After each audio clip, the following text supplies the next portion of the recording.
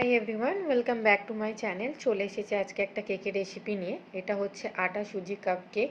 এটা খুবই হেলদি একটা কাপ কেক রেসিপি। তো চলো দেখে নিই ঝটপট এটা বানাতে কি কি লাগছে। তো তার জন্য এখানে সুজি আর আটা বেশিরভাগই ইউজ হয়েছে।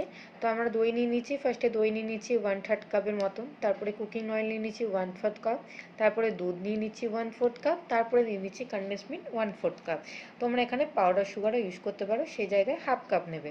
তো সমস্তটা ভালো করে মিশিয়ে নিতে হবে। স্মুথভাবে মেশানো হয়ে গেলে আমি এখানে সুজি ইউজ করব। সুজিটাও ভালো করে মিশিয়ে নেব আধ ঘন্টার মতন, তারপর এটাকে ফুলতে দেবো, রেস্ট হতে দেবো। সুজিটা একটু আমি পিষে নিয়েছিলাম যাতে দানাগুলো একটু স্মুথ হয়ে যায়। তো এটা আধ ঘন্টার মতন আমি রেস্ট হতে রেখে দিয়েছি। ব্যাটারটা অনেকটাই ফুলে উঠেছে। এবার এর মধ্যে আমি আটা ইউজ করে দিচ্ছি। 3 থেকে 4 চামচ বড় চামচের মতন আটা নিয়েছি। আটার পরিমাণ তোমরা চাইলে একটু বেশিও দিতে পারো। এবার এখানে বেকিং পাউডার নিয়েছি, বেকিং সোডা নিয়েছি, 1 teaspoon baking powder, half teaspoon baking soda আছে। এবারে সমস্তটা ভালো করে চেলে নিয়ে আমি এটা আবারও ভালো করে মিশিয়ে নেব। যদি ব্যাটার তোমাদের একটু বেশি গাঢ় মনে হয় সেক্ষেত্রে তোমরা একটু দুধ দিয়ে ব্যাটারটাকে একটু পাতলা করতে পারো, তবে সেক্ষেত্রে বেশি পাতলা করো না, তখন কাপ কেটে মোল্ডে দিতে অসুবিধা হবে।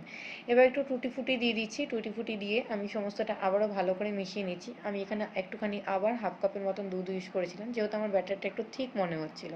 তো আমার ভালো মতন রেডি করা হয়ে গেছে। এবার যে কাপকেকের যে মোল্ডগুলো আছে সেগুলোতে আমি এটা ঢেলে দেবো। তার আগে আমি এখানে হাফ টিস্পুনের মতন ভ্যানিলা এসেন্স দিয়ে দিচ্ছি, সেটাকেও ভালো করে মিশিয়ে নিচ্ছি। এবার আমি ওভেনটাকে ওইদিকে প্রিহিট করতে দিয়ে এসেছি 10 মিনিটের মতন। তারপর এটাকে বেক করে নেব 180 ডিগ্রিতে 20 মিনিটের মতন।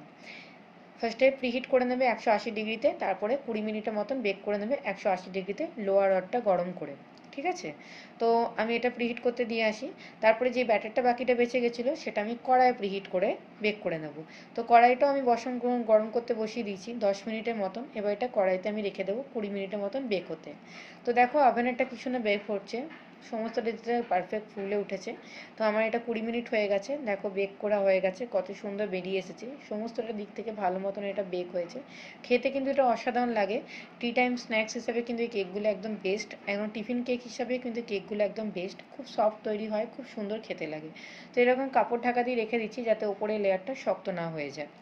এবার আমি যেটা কড়াই করেছি সেটাও আমি ডিমোল্ড করে দেখাচ্ছি। দেখো কড়াইটা কত সুন্দরভাবে বেক হয়েছে। এরকম করে জাস্ট আমি কাট করে নিলাম, তারপরে এটাকে উল্টে নিয়ে এটাকে ডিমোল্ড করে নিচ্ছি, আলমন্ড করে নিচ্ছি।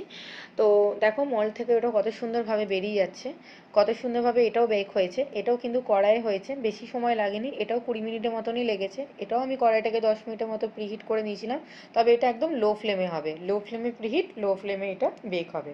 তো দেখো কতটা সফট তৈরি হয়েছে। পিছনে যে বাটার পেপারটা দিয়েছিলাম, যে বেকিং পেপারটা, সেটাও খুব স্মুথভাবে বেরিয়ে আসছে। পিছনের টেক্সচারটাও খুব সুন্দরভাবে এসেছে। সমস্ত দিক থেকে যেরকম কেকে যে টেক্সচারটা হয়, যেরকম বেকারি কেকগুলোতে হয় সেরকমই এসেছে, যেরকম দানা দানা ভাব সেটাও একদম এসেছে, পারফেক্টলি ব্যালেন্স হয়েছে। তো আশা করছি আমার এই কেকের রেসিপিটা তোমাদের সকলকার খুব ভালো লেগেছে। ভালো লাগলে অনুরোধ করলো লাইক কমেন্ট শেয়ার করে যাওয়া। আর এরকম অনেক নতুন নতুন কেকের আইটেম দেখতে থাকার জন্য আজই আমার চ্যানেলটাকে সাবস্ক্রাইব করে নিও। সবাই খুব ভালো থেকো, টাটা।